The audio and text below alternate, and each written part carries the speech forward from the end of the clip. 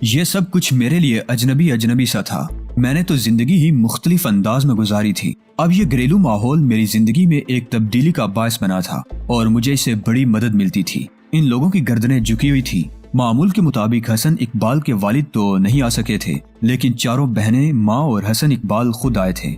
हसन इकबाल की माँ मेरे पैरों में आकर घुसी तो मैंने जल्दी से उसे संभालते हुए कहा, माएँ बेटों के पैरों में झुकती हैं कहीं? आप ऐसा करके मुझे गुनाहगार कर रही हैं। बेटे, अपनी अकीदत और मोहब्बत का इजहार और कैसे करूं? तुमने मेरे डूबते घर को एक बार फिर किनारे पर लाकर खड़ा कर दिया है। हम तो हसन इकबाल के लिए मायूस हो चुके थे और मेरे सामने मुस्तकबिल के अंधेरों के सिवा और कुछ नहीं था। चार चार बेटियां सीने पर बोझ बनी हुई थी। घर का सहारा हो तो हालात कैसे ही हो बदल जाते हैं। हमारा तो सहारा ही छिन रहा था। अल्लाह पर भरोसा करने के लिए यही तो हुक्म दिया गया है माँ जी, और वो जो कुछ करता है हर हालत में बेहतर होता है। बहरहाल आप फिक्र ना कीजिए। मैंने भी आपको माँ कहा है तो आप यूँ समझ लीजिए कि ना आप तन्हा हैं और ना आपका बेटा। सुनो हसन इकबाल, तुम्हारे लिए एक माकूल मुलाजमत का बंदोबस्त करना मेरी जिम्मेदारी है। इसके अलावा मेरी बीवी ने मुझसे गुफ्तगू करके ये पेशकश की है कि तुम्हारे वालिद का इलाज बेहतरीन अस्पताल में कराया जाए। इसके तमाम अखराजात फरीदा के जिम्मे होंगे और तुम्हें इस पर कोई एतराज नहीं होगा।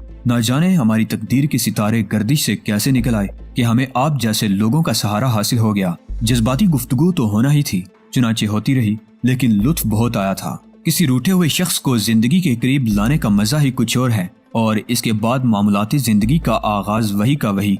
फरीदा सोशल वर्क के सिलसिले में मुझसे मशवरा लेती रही थी। मैं जानता था कि किसी भी वक्त शहबाज अहमद साहब की वापसी हो जाएगी और मुझे कामों में मसरूफ कर दिया जाएगा। ये बहुत अच्छी बात थी कि मेरी गैर मौजूदगी में फरीदा के लिए भी कोई मशगला मौजूद होगा। चुनाचे मैंने उसे हर तरह से सहारा दिया था। कोठी वसी और अरीज थी। इसका एक बैरूनी गोशे में दफ्तर बना लिया गया और मोहतरमा फरीदा ने अपने काम का आगाज कर दिया। तमाम कार्रवाई उनकी पसंद के मुताबिक हो रही थी और इनके जौहर खुल रहे थे। उधर आफ्ताब कमाल अपने काम में मसरूफ हो गया। मैं दफ्तर वगैरह भी जाता रहता था। शहबाज अहमद साहब अभी वापस नहीं आए थे और उनकी गैर मौजूदगी बाज़ औक़ात बड़ी महसूस होने लगती थी। बिलाखिर आफ्ताब कमाल ने 4 अफराद मेरे सामने पेश किए। उनमें से एक का नाम शम्स, दूसरे का बाकिर, तीसरे का नासरी और चौथे का फेरोज था। आफ्ताब कमाल ने उनकी सिफात बताते हुए कहा, शम्स यूं समझ लीजिए चीफ के शैतान का शागिर्द है। ज़हनी तौर पर बहुत आला, बरवक्त सोचने वाला और अमल भी करने वाला, निहायत फुर्तीला आदमी है। इलेक्ट्रिकल इंजीनियर है और बरकी आलात पर अथॉरिटी है। ये हमारे बड़े काम आ सकता है और आप यूं समझ लीजिए कि मैंने इसे आपके बैरूनी मामलात के लिए तैयार किया है। इसके बाद बारी आती है बाकिर की। आप इसका तनोतोश देख रहे हैं। यकीनी तौर पर चट्टान है और इंतहाई ताकतवर। आप इसे बैक वक्त बलडोजर और टैंक कह सकते हैं। ज़हीन आदमी है, जिस काम पर लगा देंगे किए बगैर नहीं छोड़ेगा। नासरी जिस तरह के आप देख रहे हैं, एक नाजुक अंदाम और खूबसूरत नौजवान है। इसे इश्क करने का जबरदस्त तजर्बा है और किसी ऐसी लड़की को काबू में करना इसके लिए बाएं हाथ का काम है जिसका ताल्लुक मुजरमों से हो। ज़हीन और समझदार है और इन्हीं सिफात का मालिक फेरोज भी है। ये सब बेहतर तरीके पर असलिया चला लेते हैं। जोडो कराटे में ब्लैक बेल्ट हैं। बस फिलहाल ये 4 आदमी मैं आपकी तहवील में दे रहा हूँ। Good, very good. इनके मशागल जारी रहने चाहिए। आइंदा किसी मुहिम में मैं इन्हें अपने साथ ही रखूंगा। और दोस्तों, तुम एक बात सुन लो, मैं तुम्हारा चीफ हूँ, लेकिन तुम सब मुझसे बेतकल्लुफ रहोगे। इज्जत और एहतराम अपनी जगह, लेकिन जिंदगी के हर मौजू पर मुझसे गुफ्तगू कर सकते हो, अपनी राय पेश कर सकते हो। मैं जरा मुख्तलिफ किस्म का बास बनना चाहता हूँ और अपने मातहतों को दोस्त देखने का ख्वाहिशमंद हूँ। जिंदगी आराम से गुजारते रहो। जब जरूरत पेश आई मैं तुम्हें अपने लिए हाजिर कर लूंगा। फिर मैंने मुस्कुराकर आफ्ताब कमाल को देखा और कहा, तुमने वाकई इस सिलसिले में बाकमाल होने का मुजाहरा किया है आफ्ताब कमाल, लेकिन वो अलग बांध के रखा है जो माल अच्छा है। समझा नहीं चीफ? मेरा मतलब है ये मोहतरमा रिजवाना, इनका क्या होगा? चीफ वो तो आपकी तहवील में है, मैं भला उनके लिए क्या कह सकता हूँ? अच्छा फिर ठीक है। दरअसल ये नया शोबा हमने खोला है आफ्ताब कमाल। मेरा मतलब है मुल्की मामलात का और ऐसे लोगों का जिन्हें कानून की मदद नहीं हासिल हो सकती और जो बेबसी से मौत और मसाइब की आगोश में पड़ जाते हैं। इनके लिए यकीनी तौर पर काम करना होगा। यूँ समझ लो हमारी अहम तरीन जिम्मेदारियों में से एक ये जिम्मेदारी है। मैं रिजवाना को इस शोबे का इंचार्ज बनाना चाहता हूँ। तुम लोग अपने तौर पर अमल करो और जहाँ मेरी जरूरत पेश आए मुझसे मदद हासिल कर लो। वैसे बहुत से दिलचस्प मामलात तुम्हारे सामने आएंगे। मुझे अगर फुर्सत हुई तो मैं इन्हें देखता रहूंगा, वरना उनकी जिम्मेदारी आफ्ताब कमाल तुम और रिजवाना मकामी तौर पर कबूल करो और जो कुछ भी मामलात हों उन्हें पूरी दयानतदारी के साथ निपटाओ। बहुत अच्छा फैसला है चीफ। आप यकीन कीजिए पिछले दिनों से ये बात मेरे जहन में गर्दिश करती रही है। मुल्क की बेहतरी के लिए हम किसी भी पैमाने पर अमल करें, ये तो हमारा फर्ज है। ये खुशी की बात है कि हमें हर तरह की सहूलतें फराहम कर दी गई हैं। तो फिर ये मामला तय हुए। बिल्कुल चीफ, आपका हुक्म है सर आंखों पर, आफ्ताब कमाल ने कहा। यार ये शहबाज साहिब तो जाकर ही बैठ गए हैं, मैं बोर हो रहा हूँ। चीफ, आसानी की जिंदगी गुजार लीजिए। उन्होंने कुएं में छलांग लगाई है और कोई मोती निकाल कर ही लाएंगे। मेरा मतलब है वापसी में आपके लिए कोई ना कोई केस तैयार होगा। और फिर वैसे भी आप तो अब तकसीम हैं, किसी वक्त भी ब्रिगेडियर जमाल साहिब भी आपको तलब कर सकते हैं। और मैं ये तो नहीं कह सकता कि आफ्ताब कमाल काली जुबान का मालिक था, लेकिन यही हुआ। जिस दिन उससे गुफ्तगू हुई उसी दिन मुझे ब्रिगेडियर जमाल का टेलीफोन मौसूल हुआ। ब्रिगेडियर जमाल बहुत अच्छे इंसान थे और मुझसे उनकी बहुत ज्यादा दोस्ती और मोहब्बत हो गई थी। कहने लगे, हेलो कर्नल, कहो कैसे मिजाज हैं? तुम्हारे वो मामला दुरुस्त हो गए जिनके लिए तुमने मुझसे मुलाकात की थी? जी ब्रिगेडियर साहिब, आप लोगों की मोहब्बतें इस तरह मिल गई हैं मुझे तो भला कोई मेरा मसला रह सकता है? ब्रिगेडियर जमाल ने हंसते हुए कहा, दरअसल मिस्टर जहांगीर जमाल शाह, कोई भी शख्स लालच के बगैर कुछ नहीं करता। मैं भी तुम्हारे काम खुलूसे दिल से इसलिए आ जाता हूँ कि मेरे अपने बहुत से मसाइल हल किए हैं आपने, और बिलाशुबा ये कहने में कोई दिक्कत महसूस नहीं करता कि तुम्हारी वजह से हमें बहुत सी मुश्किलात से बचत हुई है। अब पिछला ही मामला ले लो, ये तो लेन देन है। मैंने हंसकर कहा, बस मैं इसे आपकी हद से बढ़ी हुई जानिसारी और मुल्क से मोहब्बत कह सकता हूँ। आप किसी ऐसे मसले को भी अपना जाती मसला समझते हैं जिसका ताल्लुक सिर्फ मुल्की बका से हो। मैं खुद भी तो इसी मुल्क का बाशिंदा हूँ, यहीं की मिट्टी से मेरा खमीर उठा है। जितनी जिम्मेदारी आप पर आयद होती है मुल्की मामलात में बेहतरी के लिए, किसी भी तौर इससे कम मेरी जिम्मेदारी नहीं है। फिर भी आप इस अंदाज में सोचते हैं। समझा नहीं भाई, ये फोन बेमानी है। वक्त बताओ किस वक्त मुझसे मुलाकात कर सकते हो? आप हुक्म दीजिए। मैंने कहा, मेरा तो ख्याल है अभी आज ही क्यों ना हो जाए। रात को 11 बजे मेरी रिहाइशगाह पर पहुंच सकते हो? हाजिरी दूंगा, ठीक 11 बजे इंतजार करूंगा। ब्रिगेडियर जमाल की कोठी मुझे अच्छी तरह मालूम थी। यह अंदाजा हो गया था कि फौरी तौर पर कोई मुहिम मेरे स्पुर्द की जाने वाली है। मेरा दोहरा मसला हो गया था। सिविल मामलात में शहबाज अहमद साहिब से ताल्लुक था और फौजी मामलात में ब्रिगेडियर जमाल मेरे सरपरस्त थे। ये बुलावा वाकई बेमकसद नहीं था। ब्रिगेडियर जमाल की कोठी के अहाते में मैंने आज फौजी जवानों को मुस्तैद देखा। मेरे इस्तकबाल के लिए एक शख्स को बाहर छोड़ दिया गया था। ये गालिबन मेरा सूरत आशना था। मैंने अपनी कार कोठी के बाहर ही पार्क की और उतरकर अंदर दाखिल हो गया। मेरा इस्तकबाल करने वाला आगे बढ़ा, मुझसे हाथ मिलाया और कहा कि ब्रिगेडियर जमाल अंदर मेरा इंतजार कर रहे हैं। ब्रिगेडियर साहिब तनहा नहीं थे, उनके साथ 3 और अफराद थे जो इस वक्त अवामी लिबास में थे, लेकिन चेहरों से अंदाजा हो रहा था कि फौजी हैं और आला तरीन फौजी ओहदे रखते हैं। मेरा इस्तकबाल मुस्कुराहटों के साथ किया गया और ब्रिगेडियर जमाल ने उन लोगों से मेरा तारुफ कराया। अंदाजा दुरुस्त था, फौज के आला तरीन ओहदेदार थे।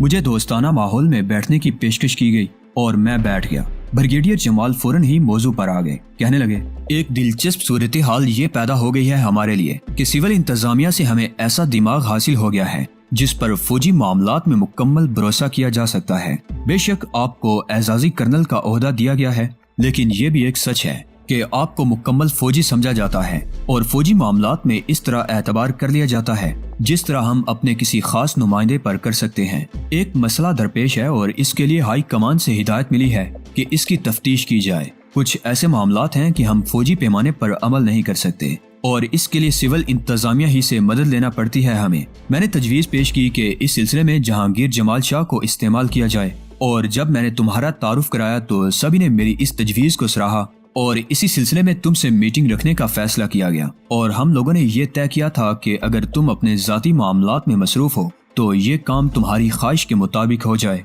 यानी जब तुम फुर्सत का इजहार करो। और ये पेशकश अब भी बरकरार है, लेकिन इस बार तुम्हें मुल्क से बाहर नहीं जाना पड़ेगा। कुछ ऐसे ही सरहदी मामलात हैं जिनके लिए तुम्हें अमल करना होगा। तुम पूरे खुले दिल से इस बात का जवाब दो कि क्या तुम इस काम के लिए वक्त निकाल सकते हो। फराइज की बजावरी के लिए तो एक एक लम्हा हाजिर होना चाहिए। सर, मैं भला अपनी आमादगी का इजहार कैसे कर सकता हूँ? बेशक मैंने फौजी तरबियत हासिल नहीं की, लेकिन फौजी उसूलों से वाकफियत रखता हूँ। कर्नल का ओहदा एजाजी जरूर है मेरे लिए, लेकिन मुझे इसके जो फवायद दिए जाते हैं वो इतने ही हैं जितने फौजी कर्नल के लिए हो सकते हैं। फिर भला इनहराफ क्या मानी रखता है? मेरे इन अल्फाज को तीनों फौजी अफसरों ने सराहा था। हमारे मुल्क के जनूबी गोशे में कुछ ऐसी ही कार्रवाइयाँ इल्म में आई हैं जो मुल्क के मफाद के खिलाफ हैं। तफसील मैं तुम्हें बता देता हूँ। वो एक ऐसी समत है जहाँ से बहुत ज्यादा सरहदी निगरानी नहीं हो पाती। اس کی وجہ وہاں کی جغرافیائی کیفیات ہیں۔ پہاڑوں اور چٹانوں میں گرا ہوا یہ علاقہ ملک کا خوفناک ترین علاقہ کہلاتا ہے، کیونکہ وہاں خشک چٹانوں کے علاوہ اور کچھ نہیں ہے۔ بدترین کھائیاں ہیں جو حشرات الارض سے بری پڑی ہیں۔ ہم اسے ایک پرفضا مقام نہیں کہہ سکتے۔ اسی سمت سے یہ کارروائیاں عمل میں لائی جا رہی ہیں اور ان کے تحت غیر ملکی اسلحہ اور ایسی اشیاء ہمارے وطن میں پہنچ رہی ہیں جن کا ہمارے وطن میں آنا بے حد خطرناک ہے۔ اسلحہ کے طالب ہر شخص کے ہاتھوں میں اسلحہ پہنچا رہے ہیں اور یہ اسلحہ بڑے پیمانے پر اسمگل ہو کر آ رہا ہے۔ دنیا کے بڑے بڑے ملکوں میں تیار کیا ہوا یہ اسلحہ کسی ملکی سازش کے طور پر یہاں نہیں آ رہا، بلکہ انفرادی مفاد کو مد نظر رکھا جا رہا ہے اور اسلحہ فروخت کر کے دولت کمائی جا رہی ہے۔ لیکن تم خود سوچو کرنل شاہ کہ اگر عوام کے ہاتھوں میں اتنی مقدار میں اسلحہ پہنچ جائے تو اس کے نتائج کیا ہو سکتے ہیں۔ تمہاری ذمہ داری یہ ہے کہ اس علاقے میں پہنچو اور اسلحہ کے ان تاجروں کو منظر عام پر لاؤ۔ فوجی حکام تمہاری ہر طرح کی امداد کے لیے وہاں حاضر ہوں گے۔ تمہیں اس کی جغرافیائی کیفیت بتا دی جائے گی اور اس کے مطابق تمہیں وہاں کام کرنا ہوگا، لیکن سول آدمی کی حیثیت سے۔ اس سلسلے میں تمہیں مکمل بریفنگ مجھے دینا ہوگی۔ پہلے تمہاری آمادگی کا علم ہونا چاہیے۔ میں حاضر ہوں سر۔ حکم دیا جائے کہ کب روانگی ہوگی۔ پھر کل کا دن تمہیں میرے ساتھ گزارنا ہوگا اور اس کے بعد تم جس وقت چاہو وہاں کا سفر کر سکتے ہو۔ اس کے لیے تمہیں خالص اپنا طریقہ کار استعمال کرنا ہوگا اور تمہیں فوجی استعمال کے مکمل اختیارات دیے جائیں گے اس وقت جب تم اسے طلب کرو۔ انتہائی شکریہ۔ کل کس وقت حاضری دینی ہے مجھے؟ دن کو 11 بجے میرے پاس میرے آفس میں پہنچ جاؤ۔ تمہیں اس کا پتہ بتا دیا جائے گا اور وہاں تمام تفصیلات تمہیں سمجھا دی جائیں گی۔ بہت بہتر جناب، میں نے جواب دیا۔ بس یہی بات تمہارے علم میں لانی تھی۔ احتیاط رکھی جائے۔ تفصیلات کل۔ میں نے شکریہ ادا کیا اور اٹھ کھڑا ہوا۔ بریگیڈیئر جمال نے اس وقت میری کوئی خاطر مدارت نہیں کی تھی، البتہ چاروں فوجی افسران مجھے باہر تک چھوڑنے آئے اور میں ان کو سلام کر کے رخصت ہو گیا۔ راستے میں میرے ہونٹوں پر مسکراہٹ پھیلی ہوئی تھی۔ فریدہ سے ایک مناسب وقت تک کے لیے پھر جدائی ہو رہی تھی۔ وہ میرا انتظار کر رہی تھی۔ میں نے اسے تفصیلات بتائیں تو اس کے چہرے پر تردد کے کوئی آثار پیدا نہ ہوئے۔ اس نے کہا، میں جانتی ہوں یہ آپ کی ذمہ داری ہے اور میں خوش نصیب ہوں کہ کیچڑ سے اٹھ کر مخمل میں آ بیٹھی۔ فخر کرتی ہوں آپ پر۔ کب روانگی ہوگی؟ بس یوں سمجھ لو فریدہ، کل کے بعد کسی بھی وقت میں تمام تر دعاؤں کے ساتھ آپ کو رخصت کروں گی۔ فریدہ نے جواب دیا۔ ذہن ایک دم تبدیل ہو گیا تھا۔ دوسرے دن صبح ہی صبح والدہ سے ملنے کے لیے گھر چل پڑا۔ ڈی آئی جی صاحب موجود تھے۔ مجھے خشک نگاہوں سے دیکھا اور اٹھ کر کمرے سے چلے گئے۔ اکبر بھیا اور بابی بھی موجود تھے۔ دونوں نے تنزیہ سے انداز میں مجھے دیکھا اور پھر بابی کہنے لگی، کہیے جناب جہانگیر جمال شاہ صاحب، غریب خانہ کیسے یاد آ گیا؟ میں نے سوچا کبھی کبھی غریبوں سے بھی ملاقات کر لینی چاہیے۔ میں نے ہنس کر جواب دیا، خدا نہ کرے، ہر حالت میں تم سے تو اچھے ہیں۔ بیگم صاحبہ کیسی ہیں تمہاری؟ ان سے ہمارا تعارف ہے یا نہیں؟ ہاں، غائبانہ تعارف تو ہے۔ بھائی یہ کیا گفتگو شروع کر دی تم لوگوں نے؟ کام کی باتیں کرو۔ والدہ نے درمیان میں دخل دیا، مجھے تو گھر میں بہت سے کام ہیں، آپ کام کی باتیں کر لیجئے، بابی نے کہا اور اٹھ کر کمرے سے نکل گئی۔ اکبر بھیا نے مجھے گورتے ہوئے کہا، سنا ہے پرواز بہت اونچی ہو گئی ہے، ذرا سوچ سمجھ کر اڑنا صاحبزادے، بعض اوقات تیز ہواؤں میں پر ٹوٹ جاتے ہیں۔ آپ دعا کیجئے بھائی جان، ہو سکتا ہے آپ کی دعائیں پوری ہو ہی جائیں۔ میاں ہمیں کیا پڑی ہے، وقت تمہیں خود ہی سمجھائے گا کہ کیا اچھا ہے کیا برا ہے۔ اکبر مجھے اس سے باتیں کرنے دو، اگر تم اسے برداشت نہیں کر پاتے تو فوراً باہر چلے جاؤ۔ اکبر بھیا بھی باہر نکل گئے۔ والدہ کے چہرے پر غصے کے آثار تھے۔ کہنے لگی، میں نہیں جانتی کہ یہ گھر اس انداز میں کیسے بگڑا ہے، لیکن ایک بات حقیقی ہے کہ ڈی آئی جی صاحب نے پورے گھر کو پولیس تھانہ بنا رکھا ہے۔ ارے کسی کا مزاج ہی نہیں ملتا، چھوٹے بڑے کی تمیز ہی ختم ہو گئی ہے، احترام ہی نہیں ہے کسی کا، مگر قصور ان میں سے کسی کا نہیں ہے، یہ صرف ڈی آئی جی صاحب کی تربیت ہے۔ چھوڑیے امی کس چکر میں پڑ گئیں۔ کہیے جناب ڈی ایس پی صاحب آپ اپنی ڈیوٹی پر نہیں گئے؟ رات کو 4 بجے آیا تھا، کچھ سرکاری معاملات تھے، بس 2 گھنٹے سویا ہوں، یوں سمجھ لیجئے کہ اس کے بعد سے اب تک مصروف ہوں، جانے ہی والا تھا۔ گڈ، گویا کام ہو رہا ہے اعلیٰ پیمانے پر۔ طاہر جمال شاہ نے مسکراتے ہوئے کہا، میری دعائیں تمہارے ساتھ ہیں، امی سے ملنے آیا تھا، ایک ذمہ داری مجھے سونپ دی گئی ہے، اس کے لیے کچھ عرصے باہر رہنا ہوگا۔ کہاں جا رہے ہیں؟ طاہر نے پوچھا۔ فوجی راز ہے، بتایا نہیں جا سکتا۔ اوہو، اچھا ٹھیک، بہرحال ہمارے لیے کوئی خدمت ہو تو بتائیے۔ کوئی خدمت نہیں ہے، اب جب کہ تم لوگوں نے مجھ سے محبت کا اظہار شروع کر دیا ہے تو میں بھی اپنا فرض پورا کرنا چاہتا ہوں۔ میرے پیچھے فریدہ کا خیال رکھنا، کبھی کبھی ملتے رہنا اسے۔ ٹھیک ہے، تم بے فکر ہو، ڈی آئی جی صاحب ہم پر دائرے کے اندر ہی پابندیاں لگا سکتے ہیں، اگر حد سے زیادہ بڑھے تو میں یہ گھر چھوڑ دوں گی، امی نے جذباتی ہو کر کہا، اور میں نے مسکرا کر انہیں دیکھتے ہوئے کہا، نہیں امی، ابو اتنے برے نہیں ہیں، बस जरा जिद्दी हैं, ठीक हो जाएंगे। तुम कब जा रहे हो? शायद कल तक। फिक्र मत करना। कल किस वक्त जाओगे? मैं तुमसे मिलने आऊंगी।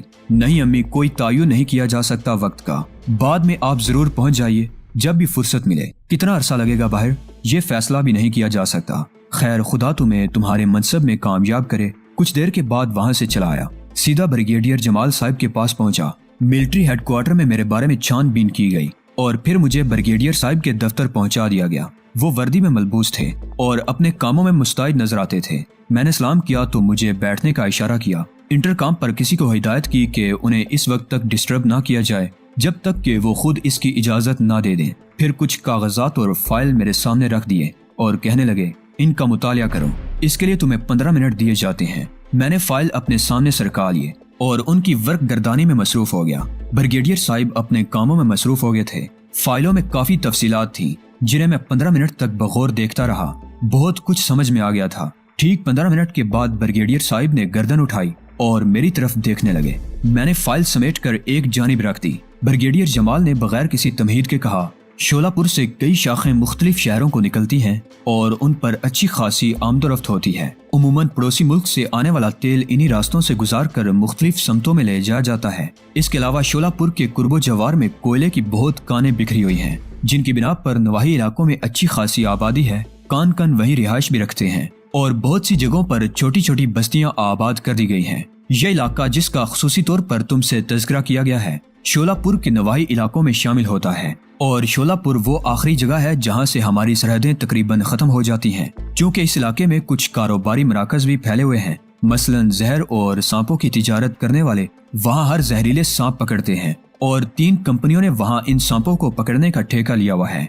1-2 लेबॉरेटरीज भी बनाई गई हैं शोलापुर में जहाँ सांपों के जहर पर काम होता है। फिर इस इलाके में बुरी लोमड़ियाँ और जंगली सूअर भी पाए जाते हैं जिनके शिकार के शौकीन लाइसेंस हासिल करके इस इलाके में शिकार खेलते हैं। गो मौसमी लिहाज से वो इलाका खुशगवार मौसम का हामिल नहीं है, लेकिन इसके बावजूद शिकार के रसिया मुल्की और गैर मुल्की वहाँ जाते हैं। इसी बिना पर शोलापुर में चंद बड़े बड़े होटलों ने अपने छोटे छोटे गेस्ट हाउस बना रखे हैं और इन गेस्ट हाउसेस में बासानी मुसाफिरों को कयाम की इजाजत मिल जाती है। चुनाचे तुम्हें वहीं किसी गेस्ट हाउस में कयाम करना होगा और ये इंतजाम तुम खुद करोगे।